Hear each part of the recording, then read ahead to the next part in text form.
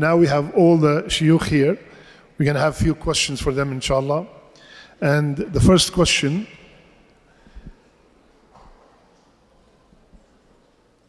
this question came many times, and it is, the youth are asking, Allah Azza wa Jal, He knows everything. So why did He create my non-Muslim friend knowing that he is going to be a non-believer and eventually is going to go to the hellfire? That's not fair. So, which one of my beloved shuyukh would like to start with this question? Answer. Yameen. Sheikh Yasir. Yameen. Yeah, but you're our guest. Let's hear from everybody, yeah, inshallah. Exactly. Bismillah. Bismillah. Sheikh Fahad. Bismillah ar-Rahman ar-Rahim. Assalamu alaikum wa rahmatullah. Alaikum salam wa rahmatullahi wa barakatuh. So this question is, it's interesting and it's multi-dimensional. First of all, there's a couple of assumptions in this question.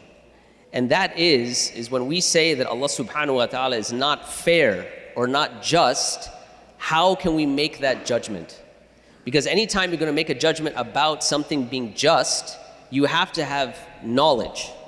This is why when we talk about prejudice, it's to prejudge, right? Prejudice generally has a negative connotation to it. So unless we have all of the facts that have surrounded something, we can't say this will be unfair. So this is the first thing. The second thing is when it comes to Allah subhanahu wa ta'ala, we know that He is maximally perfect in His justice. There can be no one that is more just than Allah subhanahu wa ta'ala. So number one, when you're asking the question, you're coming from a position of not having all the facts, number one. Number two, you do know, however, that Allah is maximally perfect in His justice.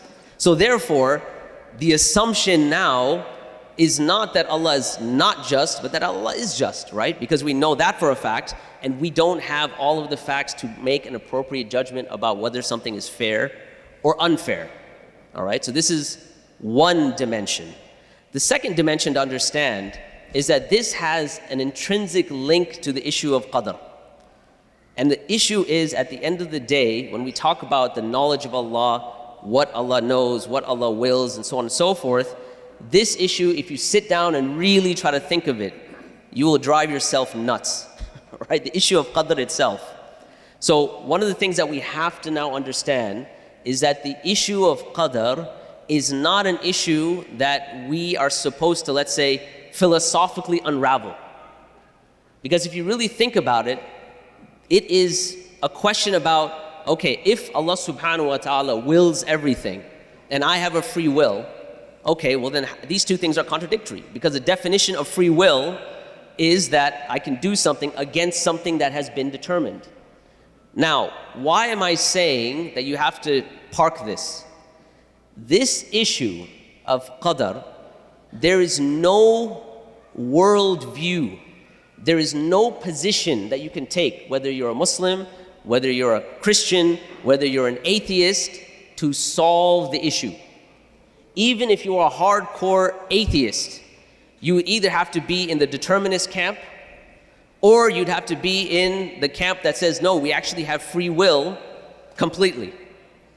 Why am I saying that even as an atheist you can't do this? Well, because everyone understands, if you have a purely materialistic worldview, everything is based on cause and effect, everything has a prior cause. There are causal links that go back. And therefore, every single thing, including the neurons in your brain that function and fire, are predetermined. So, is everything determined? But the reality is that you and I, we experience free will. We have an inner subjective experience. I'm holding this mic, I can raise it, I can lower it. Are we going to reject our very own experience? Not to mention, this has issues when it comes to how do we then establish legal systems if we say that everything is predetermined. So my point in mentioning this is that it doesn't matter what worldview you take part in. You could be an atheist, you could be a Christian, you could be a Hindu, you could be a Muslim. This is not a nut you can crack. And you should be okay with that. because you and I, we have cognitive limitations. And I find it very interesting is we have no problem accepting limitations when it comes to other faculties. We have ocular limitations, right? Like I can't see what's going on in my house in Houston right now. But you don't see me flipping out like, oh my God, why can't I see everything? Or auditory limitations. I can't hear what's going on across the street, but I'm not going like, oh, why can't I hear? For some reason, when it comes to cognitive limitations, we feel like, no, I have to get the answer. Okay, now, that being the case, let me just wrap this up. If the case is you cannot philosophically unravel qadr, what's the point? Why is it one of the pillars of belief? The reason is the benefit of qadr and its understanding and believing in it is not to philosophically unravel it, it's to give you a tool to deal with the vicissitudes of life. Because someone that has understood qadr and is inculcated within themselves, they know that whatever Allah wills is, and whatever Allah does not will is not. And Allah's will that we have a free choice. And therefore, when things happen in your life, if this is part and parcel of your internal state of your heart, you can deal with the ups and downs of life. That is the real kind of benefit, the spiritual benefit of qadr. And Allah subhanahu wa ta'ala knows best. Anybody would like to, Shaykh? Jazakallah khair. May I quote you, qadr is not a crackable nut? I like that one. Okay. Qadr is not a crackable nut. Okay. I like crackable nut better, but khair, okay. Nut you can't crack. To develop on that idea, a number of points can be said. The fact that qadr is one of the most highly contested theological problems of all of mankind is demonstrated in multiple areas. First and foremost, from the earliest Quranic story itself, and that is the story of Iblis. Iblis used qadr to justify his actions. قَالَ رَبِّ بِمَا أَغْوَيْتَنِي. It's your fault I am misguided. You already determined this. It's not my fault. Iblis absolved himself from blame by blaming qadr rather than himself. So the problem of qadr and of not being able to understand qadr really permeates throughout the entirety of human history. Every single religion from its inception has battled with qadr. From the ancient, even the ancient Greeks, if you know your Greek tragedies, go read Oedipus Rex, it is all about qadr. If you read about the ancient religions as well, if you read about even Buddhism and Hinduism and the concept of karma, if you read about ancient Judaism, the Pharisees and the Sadducees were arguing over qadr. If you go to your Christianity, you have the Catholics and the Calvinists and the Protestants, they're debating qadr amongst themselves. If you go to Islam, the first debate that took place, that literally splintered up and so many issues happened, was the Qadarites and then what we call the proto-Sunnis or the early Sunnis. Qadarism, or the concept of debating qadr, has always troubled the minds of man. It's beyond our cognition. We will never fully understand it. And as my dear brother before me said, no matter which position you follow, there's going to be problems in that position. The mind cannot grasp qadr. And that's why Ibn Abbas famously remarked, Al-qadaru sirrun min asrarillahi ta'ala. Qadr is of the secrets of Allah subhanahu wa ta'ala. Whoever tries to unravel Allah's secret will end up rejecting Allah. This is what Ibn Abbas said. Qadr is a sirr. It is a secret of Allah. You will never fully understand qadr. And that's why we simply believe in qadr. Now, to get back to the question, and that is, why did Allah subhanahu wa ta'ala do something? Once again, there's a number of presumptions here. First and foremost, it is as if we are putting upon ourselves the onus of understanding Allah's wisdom. Who exactly are we to judge Allah? Who gave us the moral and intellectual authority to try to understand the wisdom of Allah subhanahu wa ta'ala? Can our finite, infinitesimally minuscule intellects, are they even qualified to judge Allah Azza wa Jal, who gave us intellect in the first place? So the sheer arrogance of making ourselves judge, jury, and executioner over Allah subhanahu wa ta'ala, we will never be able to solve that problem. Also, a little bit of disclaimer when it comes to the question itself about the kafir who's going to Jahannam. Realize that there are many exceptions to this rule. And of those exceptions, the one who never knew Islam, the one who didn't hear about Islam, the one who wasn't presented Islam, these people, Allah will test them on the Day of Judgment. We are talking about the one who knows Islam and rejects it, the one who was presented Islam and the hujjah was established. This person, you have to, rather than ask yourself, why is Allah punishing? We have to also ask, why didn't this person accept Islam? When the evidence was accepted, when it was presented to them, what arrogance is there to reject Allah subhanahu wa ta'ala? That arrogance is also worthy of punishment. Also, when it comes to the issue of infinite punishment, again, this is another question that arises. Why would Allah subhanahu wa ta'ala punish in this regard? The response again is very simple, and that is that the punishment is not the time of the punishment is not contingent upon the time of the crime. It is contingent upon how evil and depraved the crime was. So a murder takes milliseconds and yet the person gets life in jail. You don't judge the punishment based upon how long the crime was. You base it based upon how evil the crime was. And the biggest crime that is imaginable is the crime of having lived an entire life and not even caring about who created me, not even wanting to answer the questions about what am I doing here and what is the purpose of life. Can you imagine decades go by and these people are not even concerned about this question? They live their lives fi ghaflatin, the mu'ridun, they're turning away. Inhum illa kal an'am, they're cattle. And Allah says in the Quran, أَوَلَمْ نُعَمِّرْكُمْ مَا يَتَذَكَّرُ فِيهِ مَنْ تَذَكَّرَ وَجَاءَكُمُ النَّذِيرُ. Didn't we give you a lifetime such that whoever wanted to benefit could have benefited? And a messenger came to you. We gave you enough time. We gave you intellect. We gave you intelligence. On top of that, we sent you a messenger. And yet, what did you do? You turned away and you ignored. And aba wastakbara, and you showed your arrogance. So the sheer depravity and arrogance of not even wanting to answer the most important question to ask.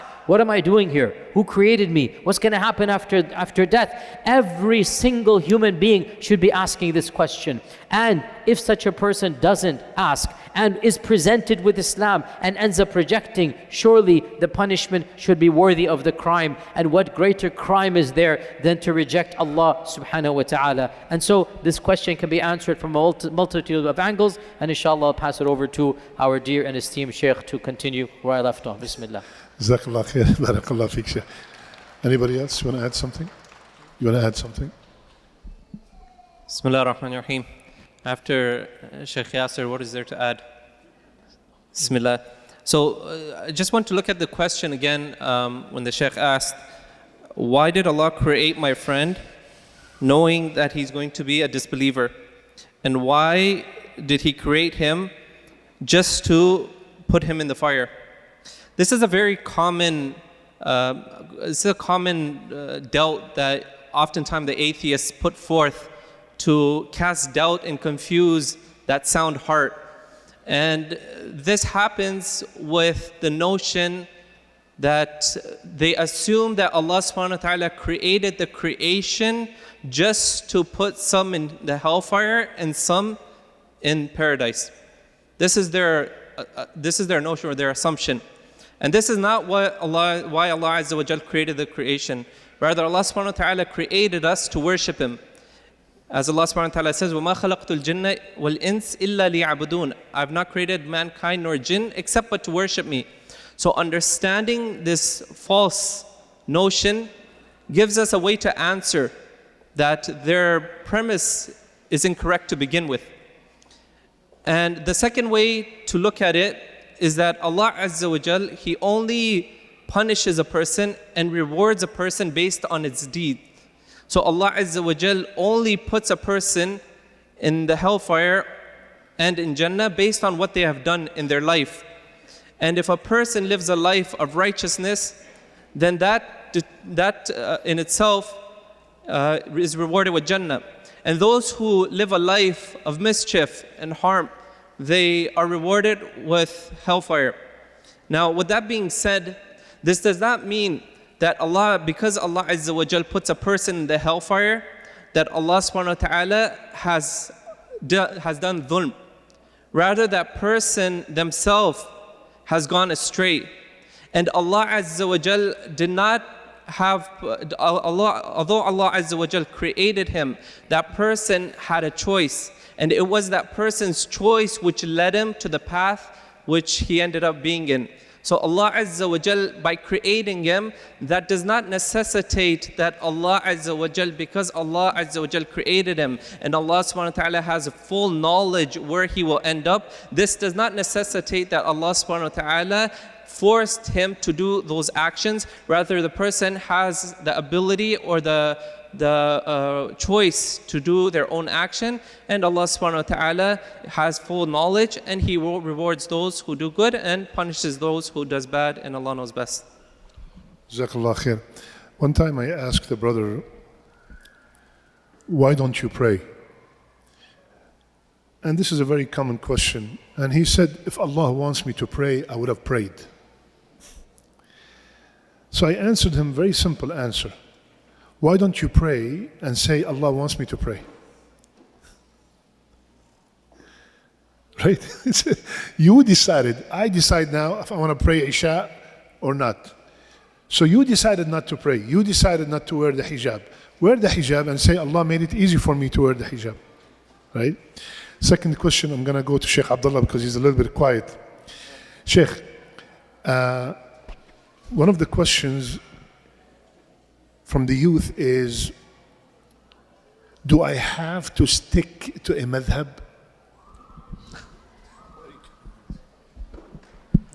Is this two questions? Do I have to stick to a madhab? What about the prayer one? Because I had an answer for that one. Oh, I love that one. I'll give a, is there a water bottle here? Yes, mashallah. It reminds me of the Athar of Umar al-Khattab with the hand. So, someone stole during the time of Umar al-Khattab, and he, Umar al-Khattab was going to establish the punishment of cutting his hand. And then the individual said, Allah subhanahu wa ta'ala with his qadr is the reason I stole, it was the qadr of Allah.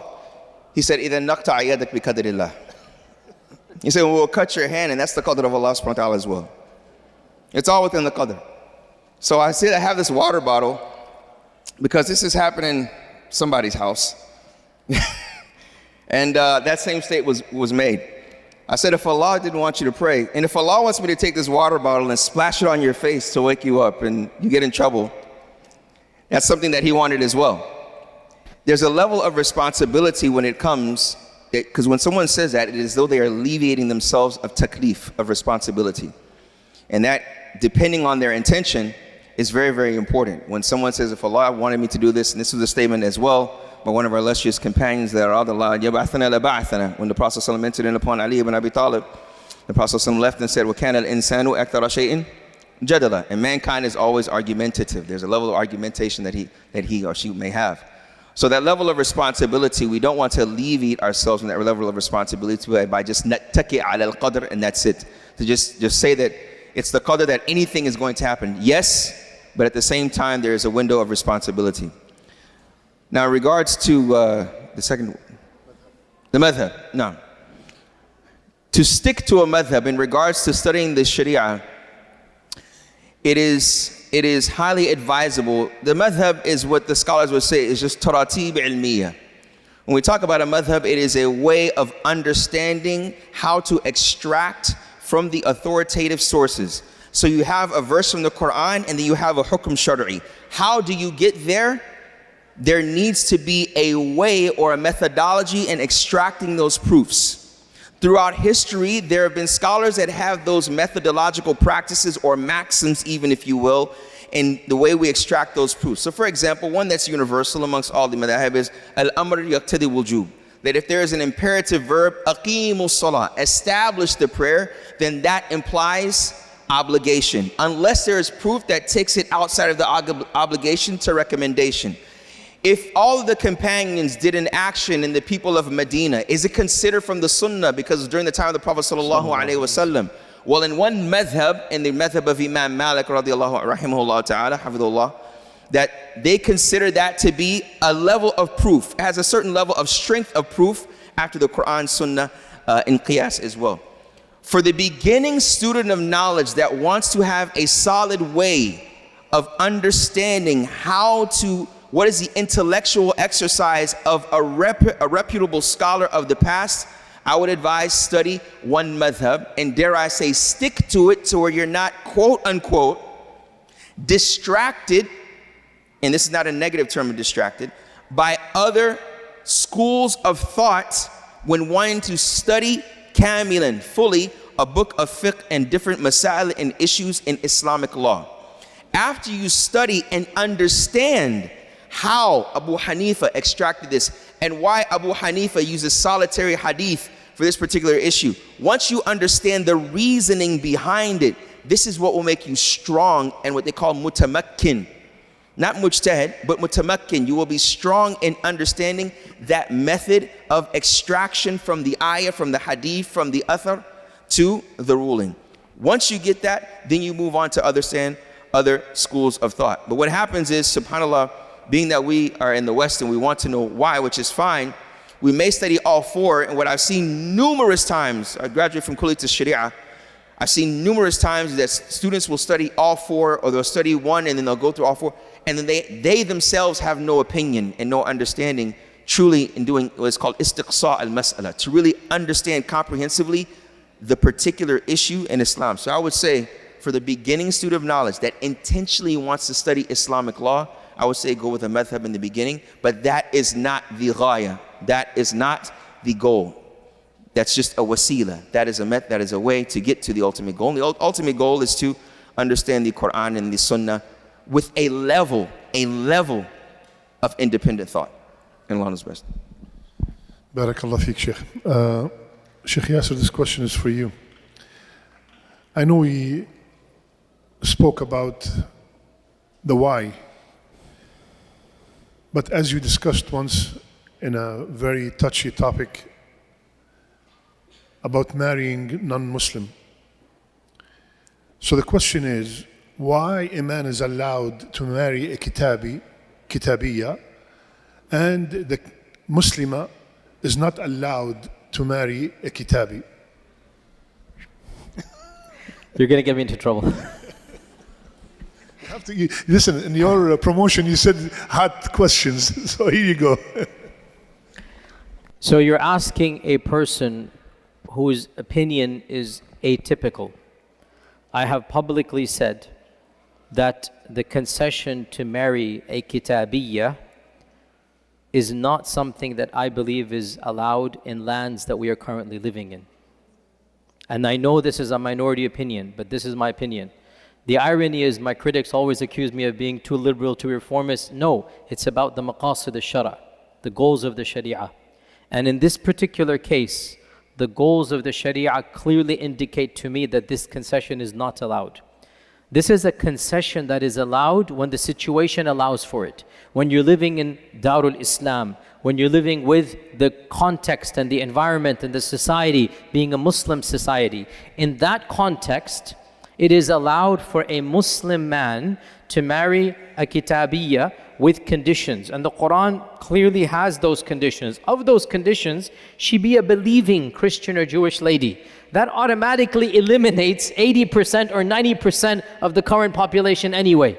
Of the conditions is that muhsanatin, that she's not committing zina. That eliminates the other 20%. Khalas, right? That she has to be chaste. In other words, there's no boyfriend-girlfriend relationship she's had in her life. Now you tell me, even if you were to apply the Quran, where would you find somebody like this? Maybe amongst some of the ultra-conservative Amish or something. Otherwise, who meets these conditions anymore? But I add to this condition, and that is that, as even Ibn Abbas and others, they said, this is something that is allowed in Darul Islam. As for Darul Kufr, as for the lands where Islamic law is not applied, then this ruling should not apply. And that is why I myself have never performed a nikah contract between a Muslim man and a kitabi lady, because I don't think it is permissible in these lands. But that's just my opinion. I know other scholars disagree. That's fine, no problem, inshallah ta'ala. And for multiple reasons I say this. Of them is that we have seen with our own experiences and eyes that the majority of times the children of these unions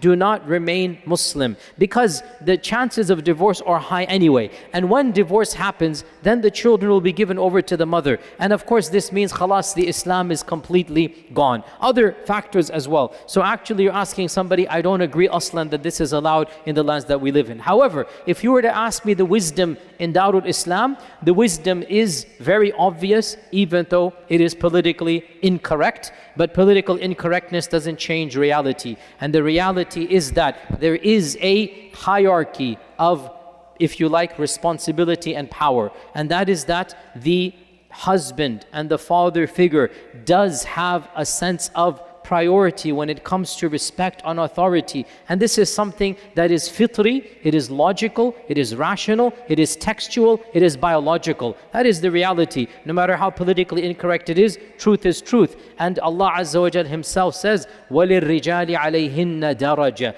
Men have a degree. They are not bosses, they are not a'udhu billah slave masters, but there is a degree. And that degree is a degree of authority and responsibility. And because it is the husband figure, the father figure, the masculine figure that does lay, if you like, the ambience of the household. So for the husband figure to then have a wife who follows a religion whose founder he respects, no matter how angry the husband gets, the husband will never curse, a'udhu billah, the founders of Judaism and Christianity, because that's his prophet. And so religion will never be something that he's going to bring up as something of a distinction. However, and that's why it's only allowed for Kitabiyya. It's not allowed for Hindus, it's not allowed for Buddhists, it's not allowed for anybody else. However, the other cannot be said. And so, for example, if the authority were in the hands of somebody who doesn't believe in the Prophet ﷺ, and the wife believes in the Prophet ﷺ, when he gets angry, he might say something about Islam, he might curse the Prophet ﷺ, and what type of marriage is going to flourish in that regard?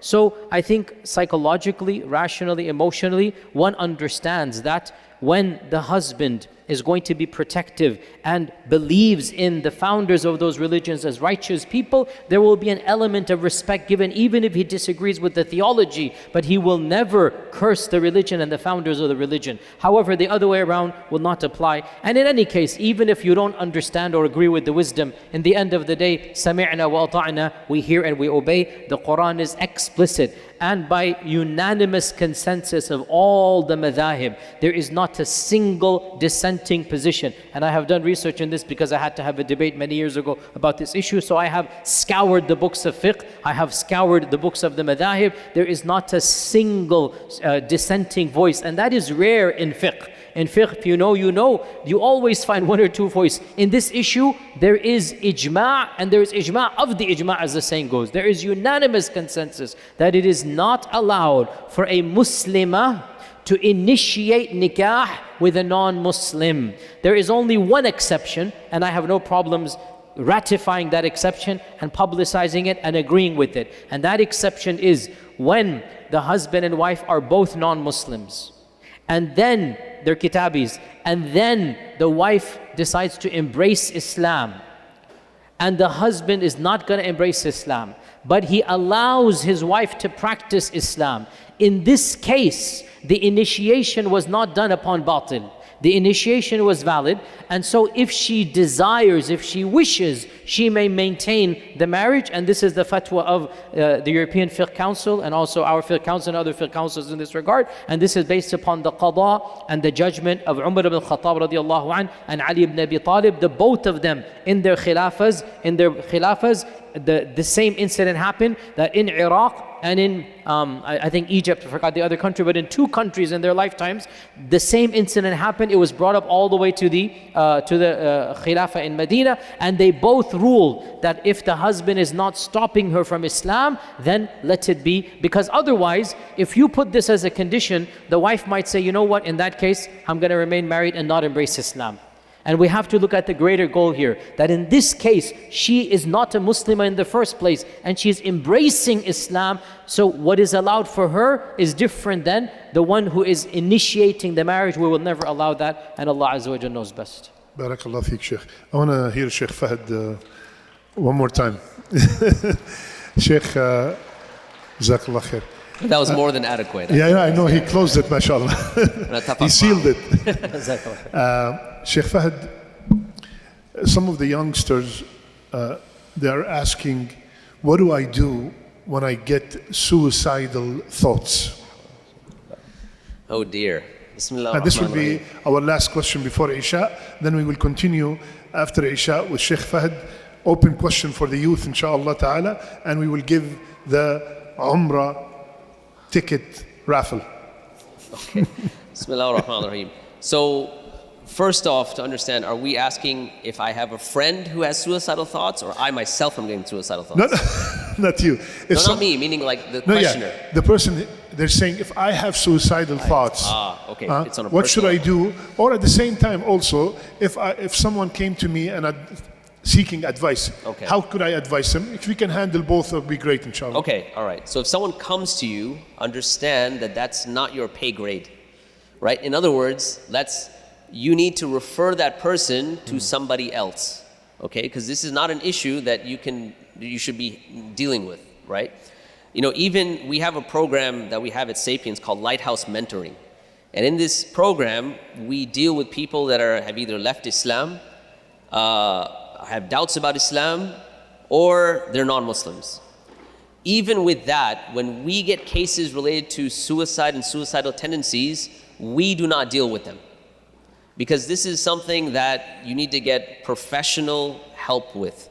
So if a young person would even come to me and say, look, I'm having suicidal thoughts, I would not be the first person to deal with them. In fact, I wouldn't even send them to the Imam of the Masjid. I would say, go see a counselor. Here are some numbers of some Muslim counselors that I know, as opposed to saying, let me try to handle it. That would be what I would say regarding this. Like I said, we deal with ex-Muslims, non-Muslims, Muslims having doubts. But even for us, with what we deal with, we don't deal with this issue as well. Because it needs a specialist, it needs someone who's been trained, and preferably someone that's been trained not only in the, let's say, the secular side of psychology, but someone that's also been trained in the Islamic sciences as well. So if you have someone you know like that in your community, that would be the person you refer to. And Allah knows best. Allah khair, Shaykh. I haven't heard from Shaykh Fazal. So since you give us some time, let's ask one more question.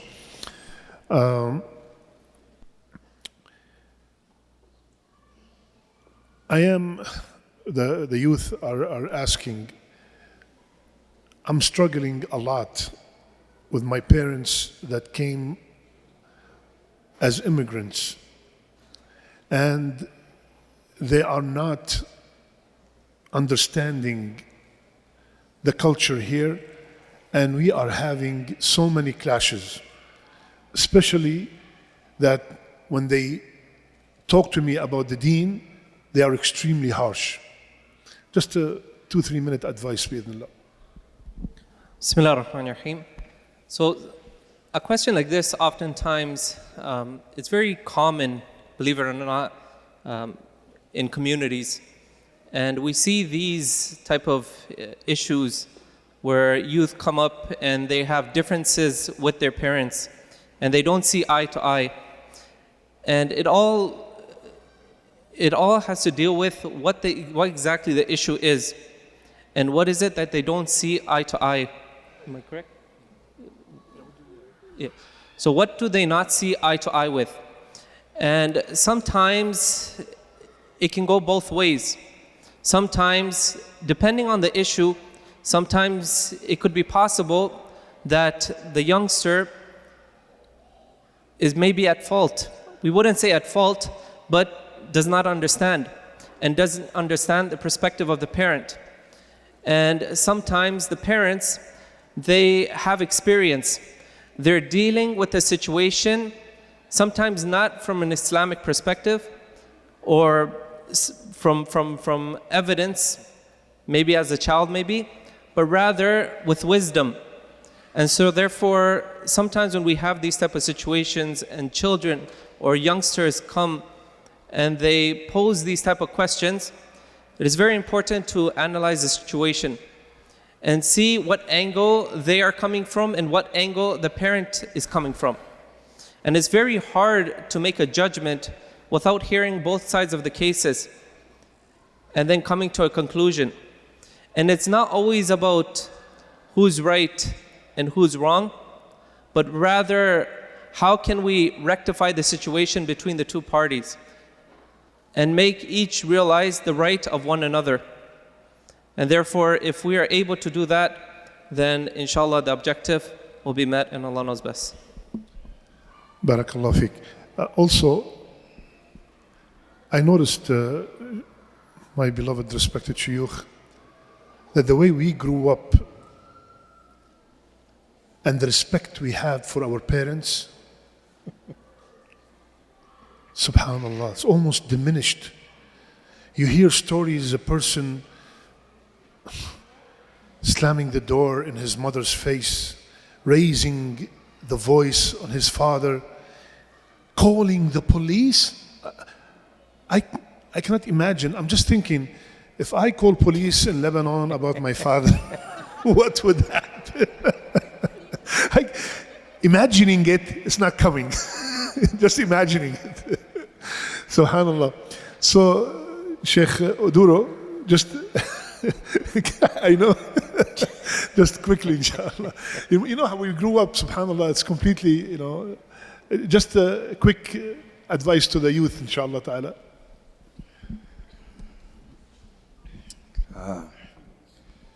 You don't know when Allah subhanahu wa ta'ala is going to take you. I'll just share with you a personal story. I have a sister that's 9 years younger than me that passed away from colon cancer. I had to tell her she had cancer. That's when she started to open up about life and started to talk about life. I'm sitting there in MD Anderson in Houston, Texas, and they only let us in the hospital because it was during COVID if they were sure that Allah was going to take her. So I'm giving the shahada in her ear. Her mother is there. She's trying to, listen, she's trying to speak to her mother. We can't understand what she's saying. And lisan al-hal, the situation at the moment, I know for a fact that she was showing some level of regret and wanting to say a level of apology, because the way that they interacted at times, you don't know when Allah, we always say you don't know when Allah will take your parents, but you don't know if Allah will take you. You do not know. And it can come baghtatan, where you don't expect it. We always hear respect your parents. It's very true. But you have to ask yourself the question, was it worth it that I slammed the door in my mom's face? Was it worth it that I say that I hate my dad because he did something that I didn't like? And I don't want to belittle you as a youth, but at the same token, know that they love you so much, and sometimes they don't know how to show that love in a way that you understand. But always remember, and I'll end here, that Allah made them your parents for a reason, لِحِكْمَةٍ بَالِغَةٍ, for a wisdom that you may not totally get it now, but I can 51 to 100% guarantee that when you grow up, if you grow up, that you'll understand it later. So just take the safe route and say, yes, Baba, yes, Mama, yes, Dad, yes, Mom. Haadir, naam, alayhi wa rats. Or at least just, okay, all right, and do what they ask you, man. And Allah subhanahu wa ta'ala knows best. One time, Shaykh, Jazakallah khair, Allah yabarak. One time we were in I mentioned this in my last khutbah, one time we were in a cemetery, and the deceased was in his 70s, 80s, and there was one of the sons crying hysterically, and the rest of them, they're stopping him from jumping in the grave, the rest of the brothers. So he was really acting very abnormal. So I went to one of the brothers and said, what's going on here? He said he hasn't spoken to his father for 3 years, and now he's begging just to tell him, I'm sorry. And he cannot do it. So like you said, Shaykh, subhanallah, slaughter your ego when it comes to your parents. Slaughter your ego. And keep in mind, what goes around comes around. You can now decide how would you like your children to treat you, by you treating your parents the same way you would like them to treat you in the future. Jazakumullah khair, my respected shuyukh. May Allah bless you, may Allah increase you, may Allah protect you. And inshallah ta'ala, we were going to go for Isha right now. And after that, we will invite only the youth. Youth means 14 to 26. With Shaykh Fahad, inshallah ta'ala. Barakallah fikum. And keep in mind, there's still one Umrah raffle. إن الله وملائكته يصلون على النبي يا أيها الذين آمنوا صلوا عليه وسلموا تسليما